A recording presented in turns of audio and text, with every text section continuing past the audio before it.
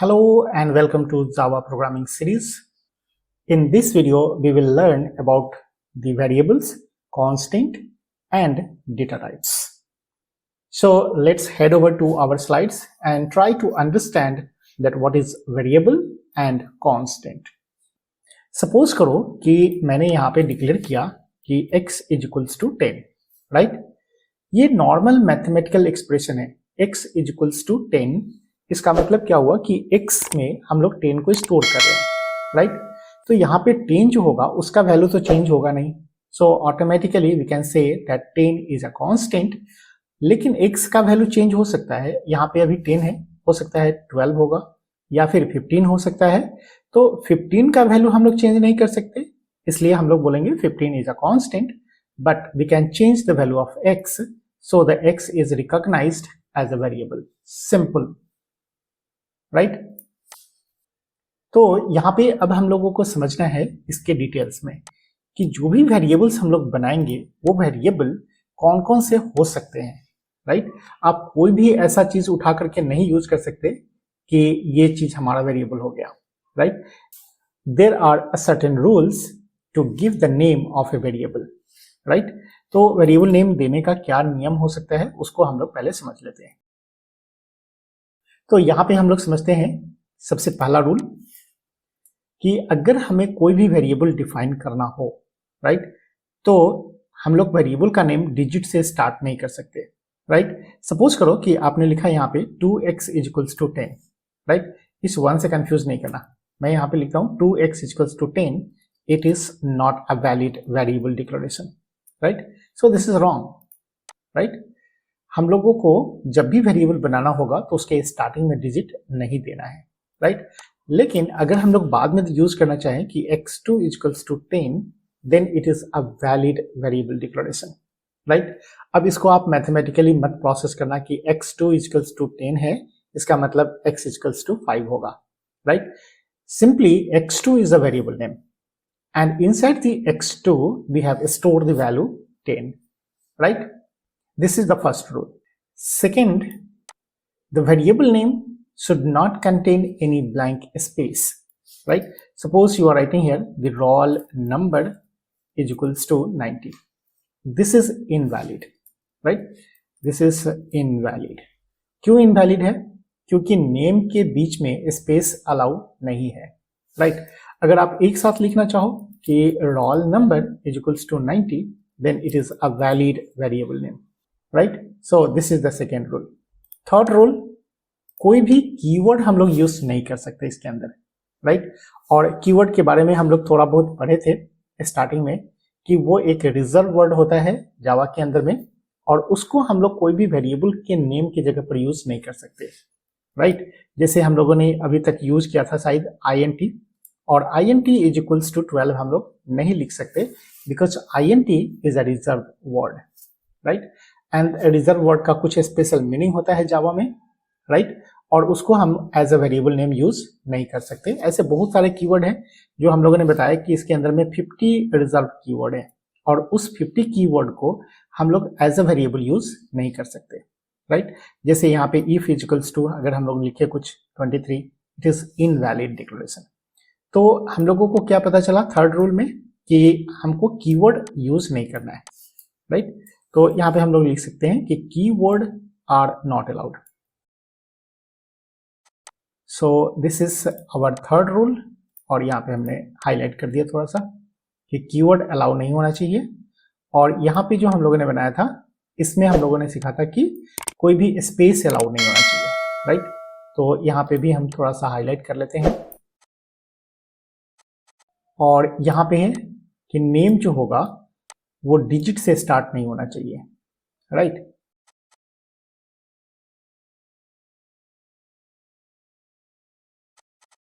All right, so we have learn the 3 rules. Name कभी भी start नहीं करना है डिजिट से, दूसरा नेम के बीच में स्पेस नहीं देना है, और तीसरा कीवर्ड अलाउड नहीं है, राइट?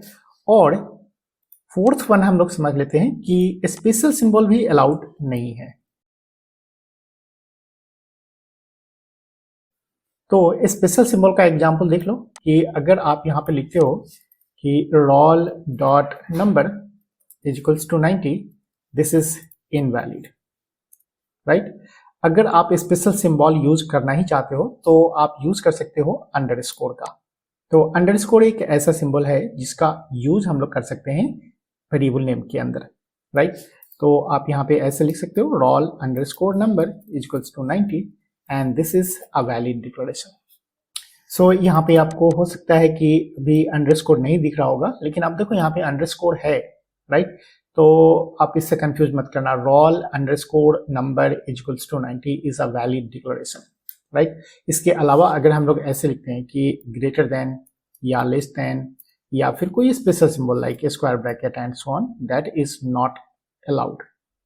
अब इन सब चीजों को अगर हमें टेस्ट करना है तो चलते हैं जे सेल के ऊपर में और देखते हैं कि ये सारी चीजें जो हम लोगों ने पढ़ा है वो सब वैलिड है या इनवैलिड है, राइट? तो डायरेक्टली हम लोग आ जाते हैं अपने कमांड प्रॉम्प्ट के ऊपर में और यहां से पहले स्क्रीन क्लियर कर लेते हैं, फिर चलते हैं हम लोग अपने जे सेल के ऊपर में and here is our J cell and try to declare any variable. Like suppose अभी हम लोगों ने लिखा यहाँ पे कि 2x is equals to 10, right? और यहाँ पे हम लोग इंटर करते हैं तो एरर आता है, राइट? क्योंकि हम लोगों ने जो अभी वेरिएबल का नेम स्टार्ट किया है वो है हमारा डिजिट से and it is not a valid declaration, right? और यहीं पे अगर हम लोग कर दें कि x2 is equals to 10, right? तो x2 तो पहले डिफाइन करना पड़ेगा। तो हम लोगों ने डिफाइन किया कि x2 is an integer and it holds 10, so this is a valid declaration, right? तो पहला तो हमारा टेस्ट हो गया कि कोई भी नेम अगर स्टार्ट करना होगा तो डिजिट से स्टार्ट नहीं करना है। The second point you see the space not allowed, और अभी यहाँ पे हम लोग अगर करते हैं कि integer and then roll space number is equals to 10, so it will generate the error message that space not allowed, right? लेकिन अगर बिना स्पेस का हम लोग यूज करें यहाँ पे कि integer and then roll and number is equals to 10, right? So it is allowed, roll number becomes 10. This is the second rule and the third rule is keyword not allowed. अब यहाँ पे अगर हमने लिखा int और if is equals to 10, right? तो देखो int भी कीवर्ड है, if भी कीवर्ड है, तो if के अंदर अगर हम लोग 10 रखना चाहें तो ये वैलिड नहीं है, right? So we have got the error message. So third one is verified and fourth में क्या है कि स्पेशल सिंबल अलाउड नहीं है, राइट? तो यहाँ पे अगर हम लोग यूज कर लेते हैं कि int and roll underscore number, तो अंडरस्कोर को छोड़ के पहले हम लोग टेस्ट करते हैं डॉट दे करके, right? So dot num is equals to 10, then you will get the error message. लेकिन यहीं पे अगर हम लोग करते कि integer and then roll underscore number is equals to 10, then it is a valid declaration. All right, so we have learned about the variable naming system, right? Now come to the constant part, right?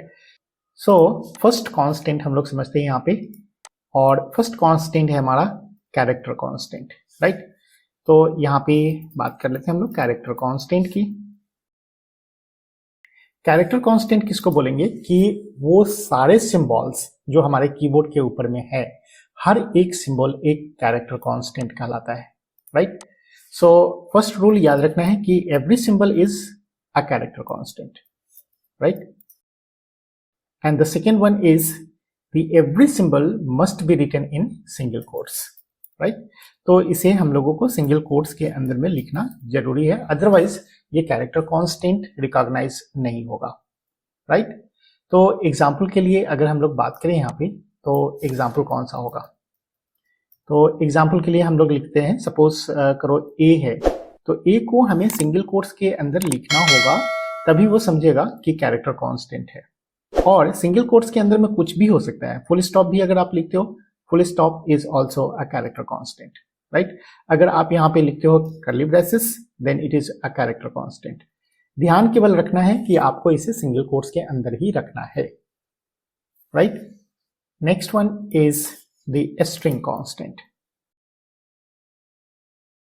और string constant हम लोग किसको बोलेंगे? तो string क्या हुआ पहले उसको समझते हैं। कैरेक्टर तो एक सिंगल सिंबल हो गया, और स्ट्रिंग जो होता है वो होता है सेट ऑफ कैरेक्टर्स, राइट। और सेट ऑफ कैरेक्टर्स को जब भी हम लोग लिखेंगे तो उसे सिंगल कोट्स के अंदर ना लिख करके डबल कोट्स के अंदर लिखेंगे, राइट। तो यहाँ पे हम लोगों को पहले समझना है कि हमारा स्ट्रिंग क्या है। So it is a set of character, right. और दूसरी पॉइंट याद रखना है कि इसे हम लोगों को डबल कोट्स के अंदर रखना है, right. Set of character and it must be written in double quotes, right. For example, अब यहाँ पे हम लोग एग्जाम्पल देखते हैं कि suppose I am writing here Java, right. So this is our string. अगर हम लोग यहाँ पे लिखते हैं प्रोग्रामिंग, सो आई होप आपको समझ में आ गया होगा कि जब कैरेक्टर लिखना होता है तो सिंगल कोट्स के अंदर लिखते हैं, और जब स्ट्रिंग लिखना होता है तो डबल कोट्स के अंदर लिखते हैं। The next one is the numeric constant. So numeric constant में हमारे पास दो ऑप्शन है। First one is the integer constant, right. तो यहाँ पे हम लोग पहला ले लेते हैं इंटीजर कांस्टेंट। और इंटीजर कांस्टेंट में हम लोग किसको कैटेगराइज करेंगे? तो वो सारे न्यूमेरिकल वैल्यूज जिसके अंदर में डेसिमल पॉइंट्स नहीं होते हैं, राइट। जैसे अगर हम लोगों ने लिखा 12, सो this is a valid integer. अगर हम लोगों ने लिखा 12.56, it is invalid integer, right. And another type of numeric constant is called the real constant. और रियल कांस्टेंट के अंदर में सारे न्यूमेरिकल वैल्यूज अलाउड है, चाहे वो डेसिमल पॉइंट हो या बिना डेसिमल पॉइंट हो, या निगेटिव वैल्यूज भी हो सकता है, राइट। इंटीजर के अंदर में भी आप निगेटिव वैल्यू को अलाउ कर सकते हो, राइट।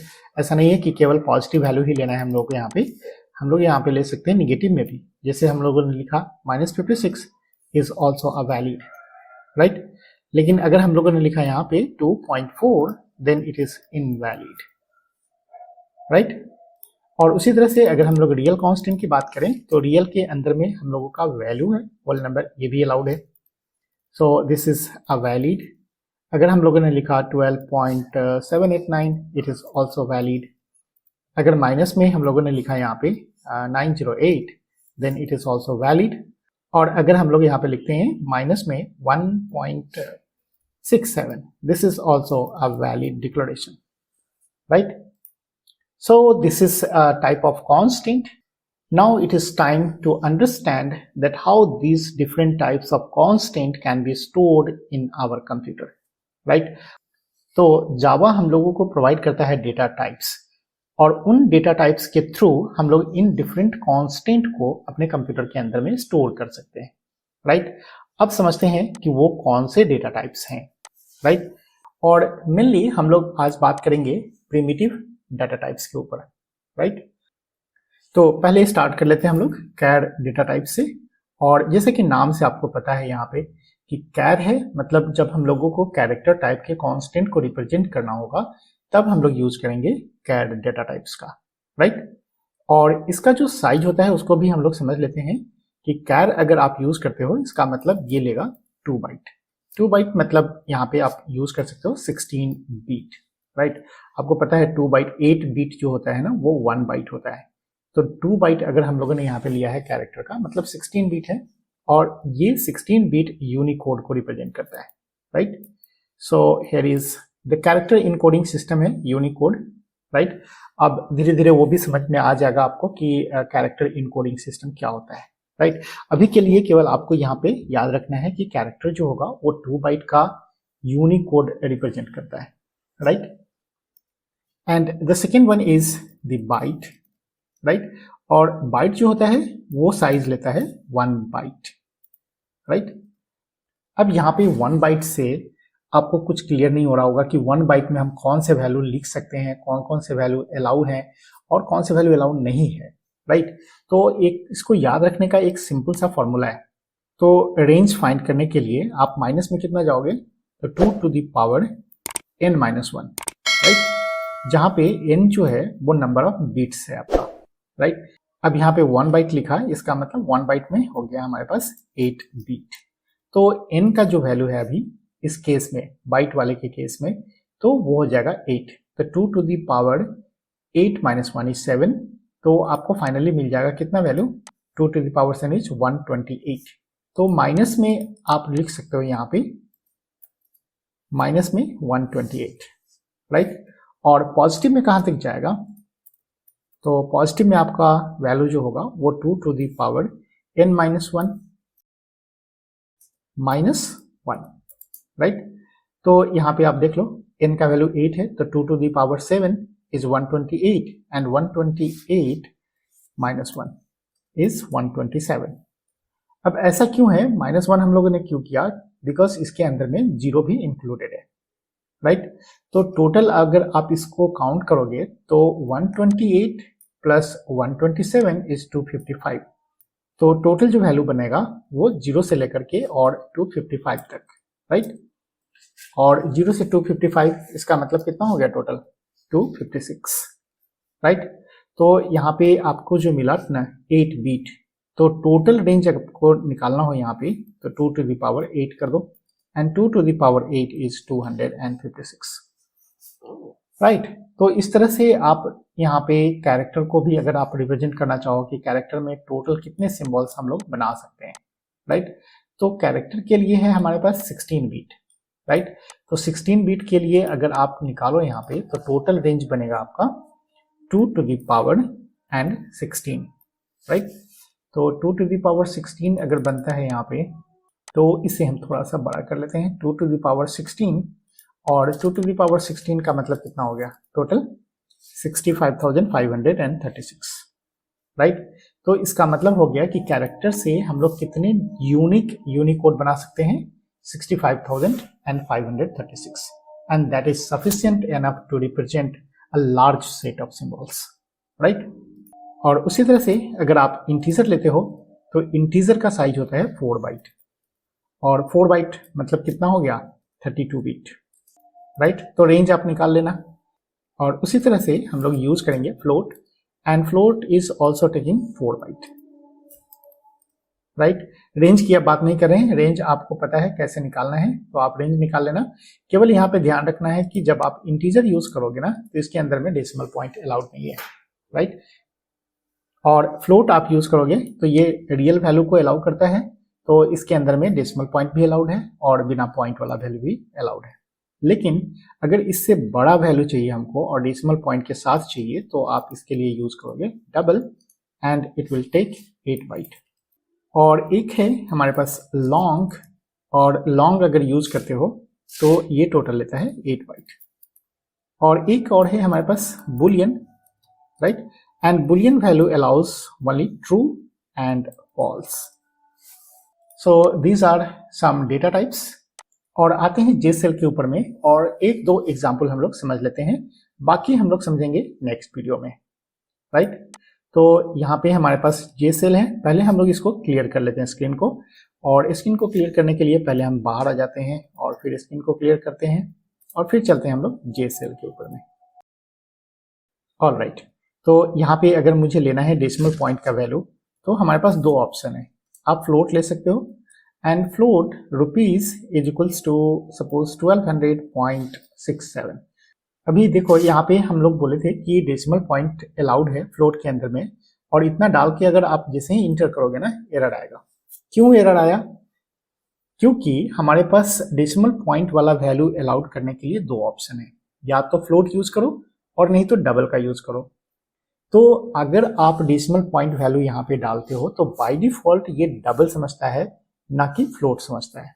तो अगर आप इसे फ्लोट में चेंज करना चाहते हो तो डायरेक्टली आपको लिखना पड़ेगा float rupees is equals to, और कोई भी पॉइंट वाला वैल्यू लिख दो और उसके बाद में स्मॉल f लगा दो, and it is a non printable character. ये प्रिंट नहीं होगा लेकिन ये रिप्रेजेंट करेगा, टाइपकास्ट करेगा इंटरनली कि ये फ्लोट वैल्यू है, राइट। तो जावा इसको समझेगा कि आप इसको फ्लोट वैल्यू लिखना चाहते हो, right. So now it is allowed.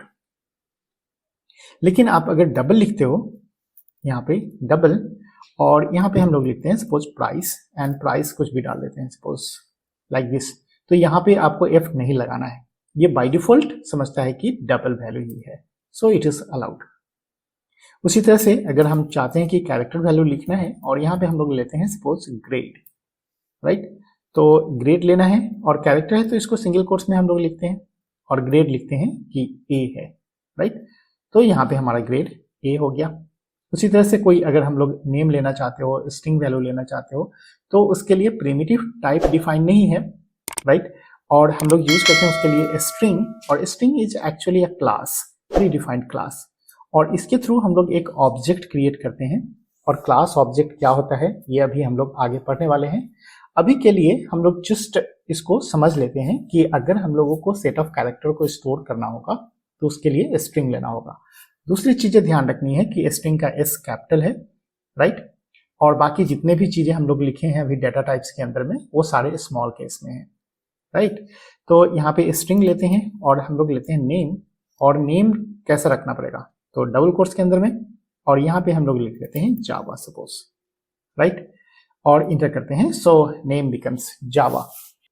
तो यहाँ पे हमारे पास जो स्ट्रिंग है वो स्ट्रिंग क्लास है और उस क्लास का एक ऑब्जेक्ट है नेम जिसके अंदर में हम लोगों ने वैल्यू रखा है जावा, right.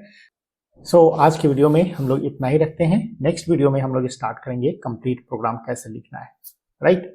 So that's all for this video. Will see you in the next video. Till then bye bye.